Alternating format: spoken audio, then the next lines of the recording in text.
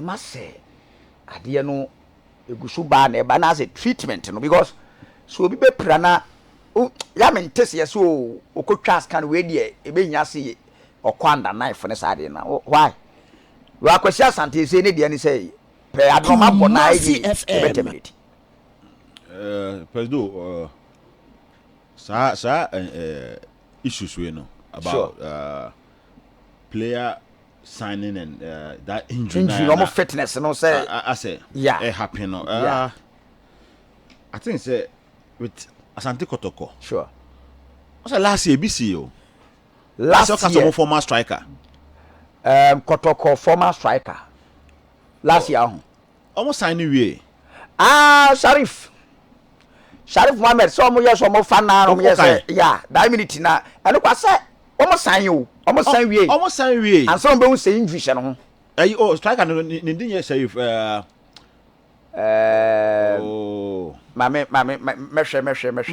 free indica every see last year me kai okay eno kwa no demand some compensation bi oh yeah na it's me ka say I say ha no so soon e refi yeah so soon e refi bibi Abdul bibi Abdul Fattah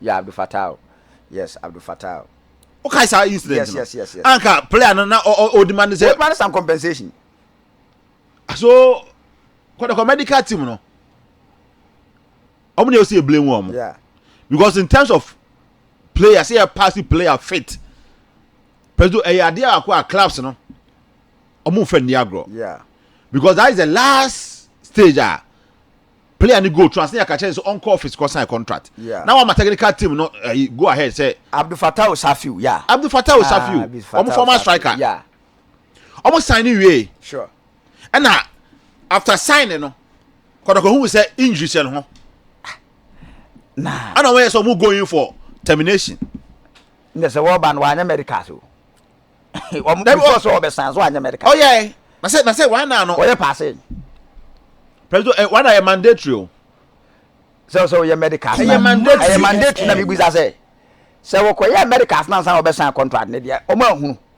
enti when America say then technical team no yeah omo ne the medical team of asantekotoko there should be this year I say IMC no empanyufo no also omo hwe yeah so the technical medical team no yeah minimum your head is here but if this issue may happen back yeah can first time in this year but it's not an excuse and I say on my flex them will say player ne buy or buy and not able to make can sign and I said now you feel form say so because last just last year we are so this time I make offer say we buy no and yet 10 years ago and now 5 years ago last year and this year ya say repeat we bra Kwasi Asante ntimi mpian now sign player second round president me no edu football chi no second round transfer yes sign player for second rounder yeah e no the last year Abdul Safiu there no and also see second round it time make no second round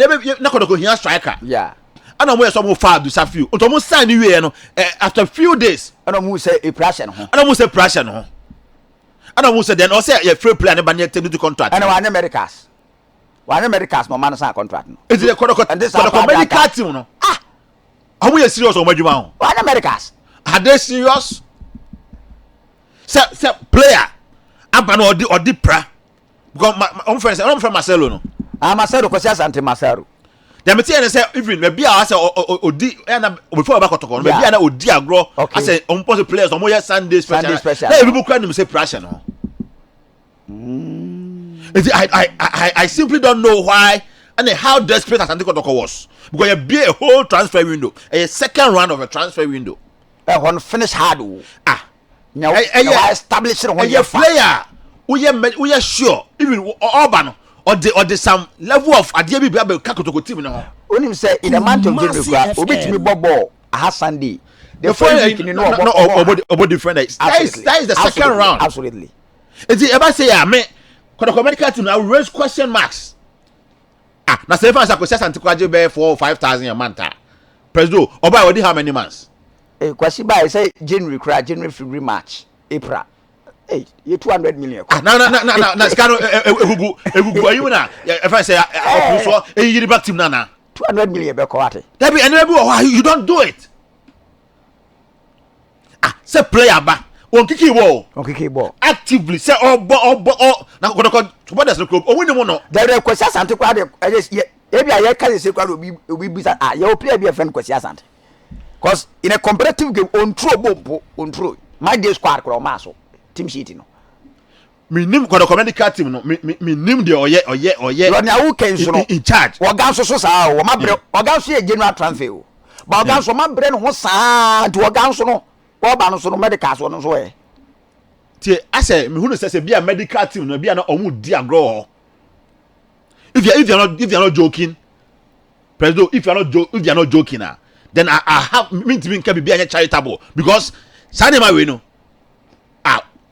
class akese no there be omu na dey example class akese no more outside no president they don't do this omu check wa kuma nyina sure play be a president me dey to come okoduru ha ya check na me say ba akokrampo de ne ntohwe omu hwe de ntohwe say be na ayi enkwe dem unse ni enyina na beda ne se be yetwo to is omu check we say enkwe bi anemu a play ba ko de nice beautiful lady and e koso ntohwe nim na oso ntohwe nim na de ne sore Jesus club na de play the club hey na de me say a nice beautiful doctor no kosom amasa on eye player no medical and also omu room be on cold room okay and my player no e ball ho adaja no ginam and omu ma no cold room ho do advantage you say no ordinary so one nurse nin kwara show David amount to print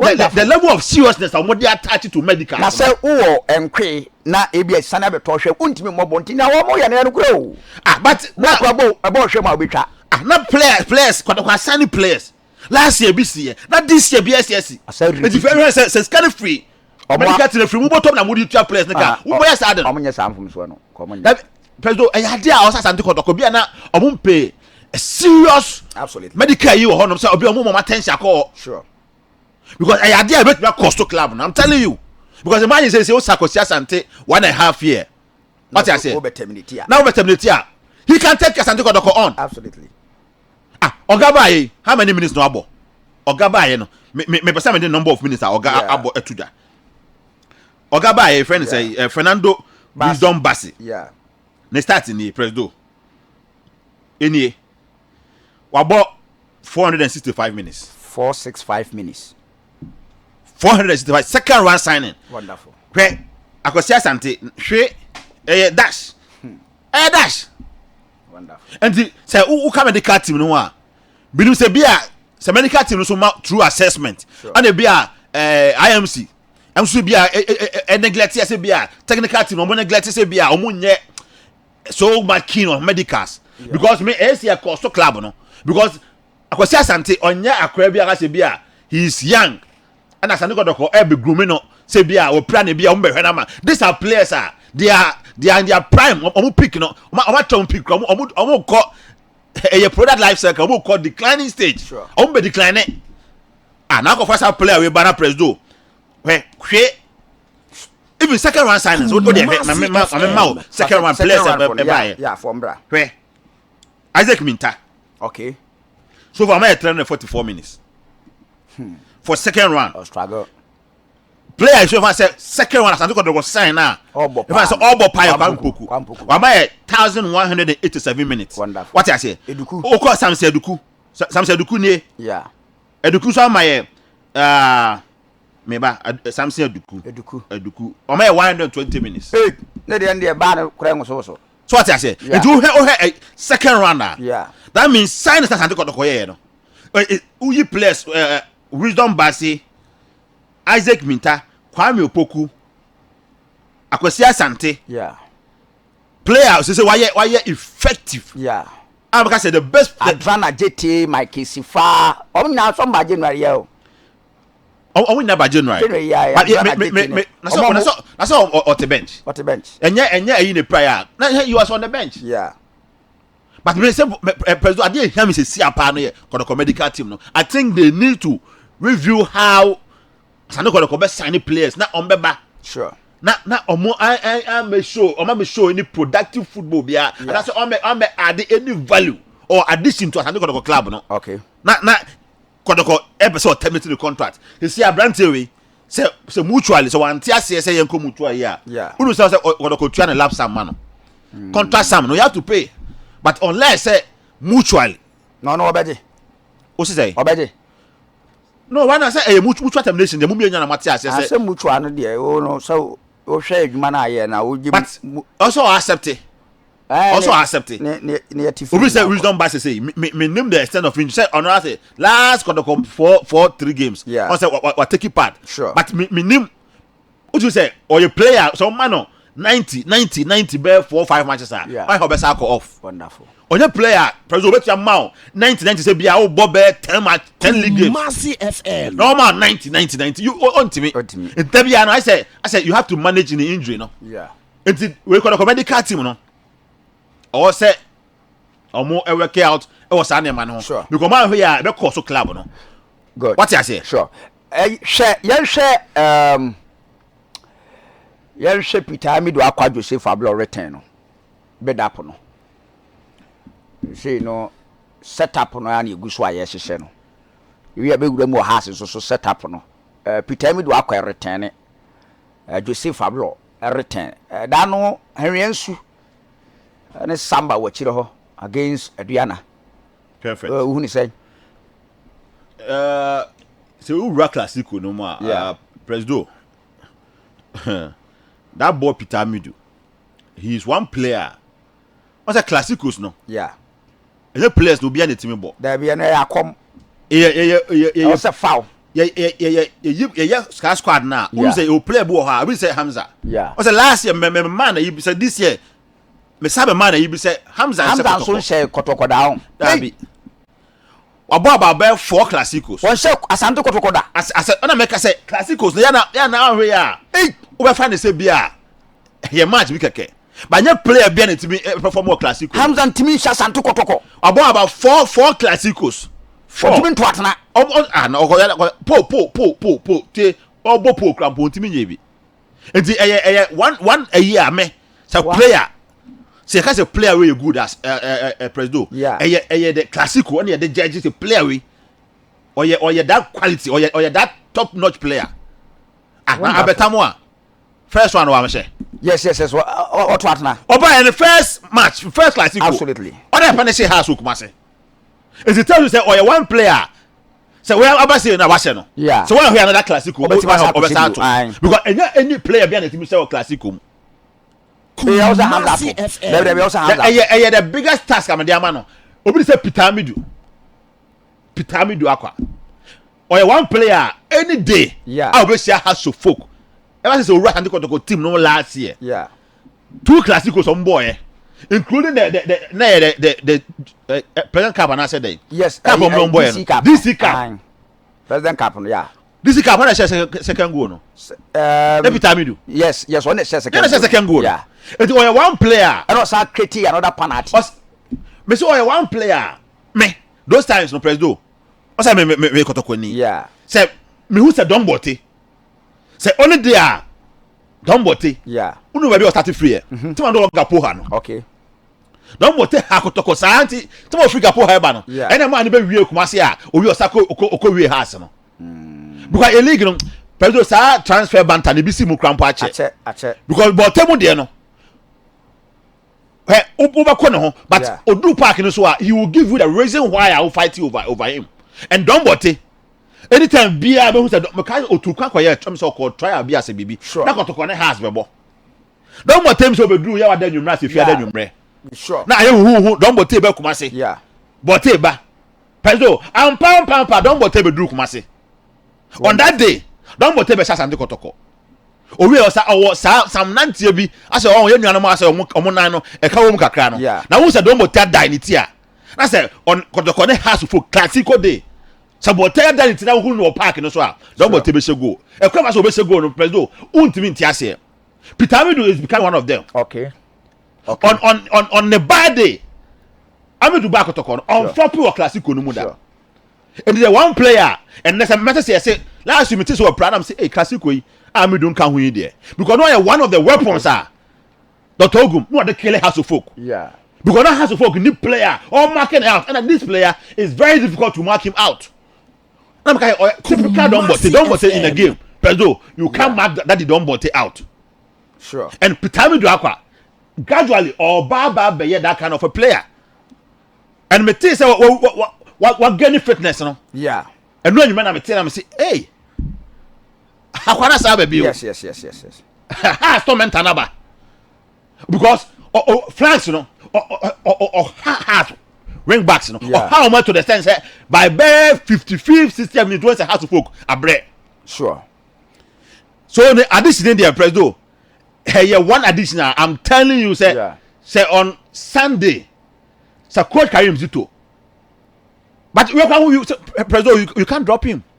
Absolutely. Because Classicos no you will players are do omobo. Classicos no you will play ball on the day. So who say the JC he will deliver for you. And you will play ball on the day. Only one player also another big test. Oko has to focus on player across. Okay. Omo defender no. Money Samba. Every day has to focus omo defender no. I Kevin no says. So also kind of history no. Esiben so no this time around so na say. So also a biggest test. Sasande Obobia a biggest test for him. That's why ya din bi wo. Obaba born original last minute obey a mistake. It doesn't make him a top-notch player. Say also you're a big player in big games. That is when you prove say me no Esiben. Absolutely. Ajimendu amunu ye be ye bi o. Obe two say sure. On a match no Obaba won your mistake. About Prezo Osasibe Ebaba born nyina Clasico no. Yeah. And what first match oye. Sure. Last year. And this year. Last year on Mukwala de Panese omo. Absolutely. Mukwala de Panese Osasibe Oma pass campaign na born na achi. And he needs to work out. So Osasibe say oye established name in the Ghanaian league which I agree say he's a fantastic defender by all standard. Obika Osasibe nye good that person is a liar. He's a good player. But in terms of say or establishing in terms of the Clasico, Ghana version of the Clasico, Osasibe born nyina. But last minute. And you say make my cost Osasibe one player can make my campaign and say national team. Why the ball and not say bia you consider no. But I can recommend him because you can be playing not last minute in terms of big games. Big games also now your mistakes. It doesn't make you that top notch. Until you hear the difference, he also one player say or suggestion because Oka has to folk set up on him this year. I think say only one player what bought more minutes for Hasufok. And it's likely it's about 97-99% say or Sesibe so you're fit on Sunday or Sesibe every match need be on Sunday.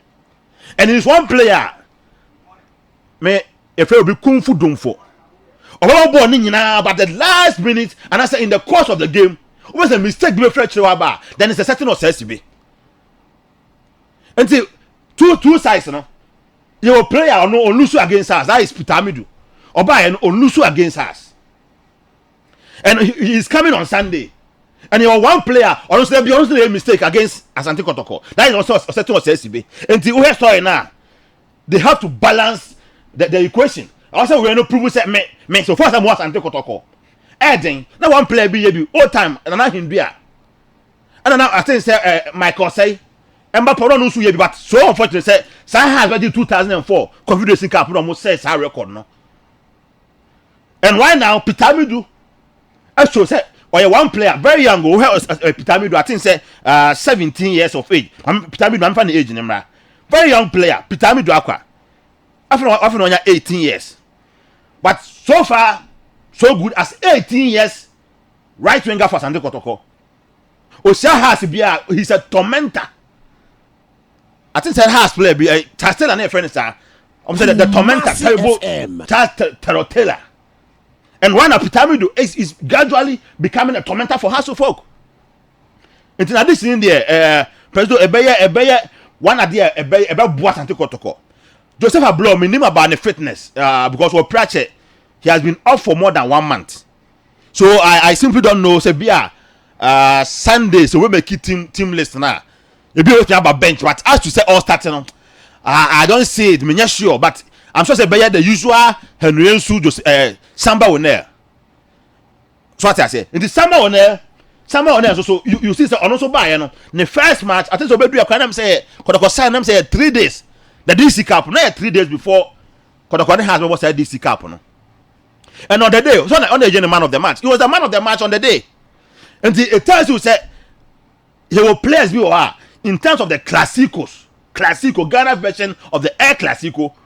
On the deliver man, and the match you know. Then who we are about call the coaches. I say you better run matches no. You better run President Joseph Ablo, Peter Amidu Akwa. The return of these two players, a very great additional player. Me, say asantekotoko coach. I like you say on the day, say match starting ahead of a friend say Bassey, Wisdom Bassey. Yes, a certain Peter Amidu Akwa. But that player Clasico was pass the test, Sure. And or a player will be deliver man. Sure. Abetamo is back. Poku has that. Poku has that. I think so ban the first time no has. Yeah. Dabi went me has. Then Poku and also say na Clasico near the no. Yes. Also right to din e wo Clasico. Me ba na be hwe Poku de no. Na ma me nkwa homa no so. Me ntim komo bi mekọ esan Kwasi Asante. Na kwa Asante be ma bae no. True kwa won true bi da. True. In a competitive game on true ball. I nim that pot na wo ba na me tie nsem panimfo odwene ho se se ya na be kode a wo se terminate ade ne maneko team panimfo odwene ho se Kwasi Asante se ya na ekopa ade a ene ye yewura Kwasi woni ye bedi nkra na afi yada wase cause Akwasi ba ye a competitive game wontimi kra le pass ba akokra pobima ho ayi adakwaja achewo oba na ebe hu sa Kwasi sa akọ I say hono kran so na dakwaja acho na Kwasi Asante dakwaja acho kran so okran no train na why kran so no per the report and san kran so san kosoro I say no so no akwa hadwene yi pa iti eno eye nea efrimu eti eba ye de ho nsem no ema ama so atimi anya bi ate Razak Simpson moral booster ye say no dwane ni playmate no eno worom so e trainee I say Nations FC and so Kasi Mengo moral booster ako ediamano ahead of say all chase the ultimate no na ni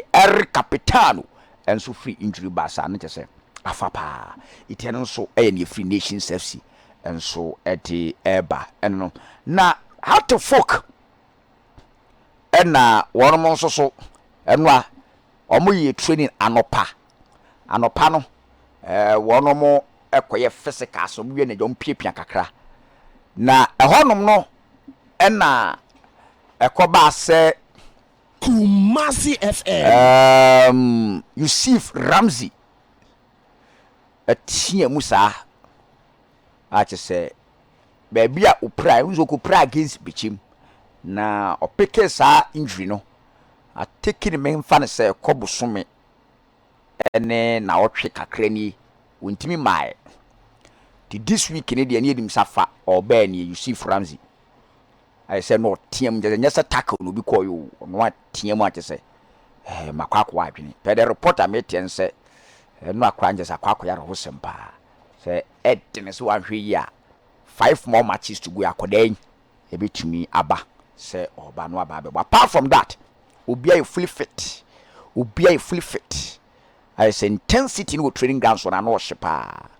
One more mapeke knocking injury no bia full house. Amofa wa seto say Mike dam padu omo nyina no atumi awuram a ti se bia so no eye kama panti sa ne ho nsem no etia ye de update no ma life wa ha. Don't forget say Ghana version of Air Clasico no the super clash baso eda kwasiada bid up na mu na ye wono Mr. Edmond Poku free super agent atanase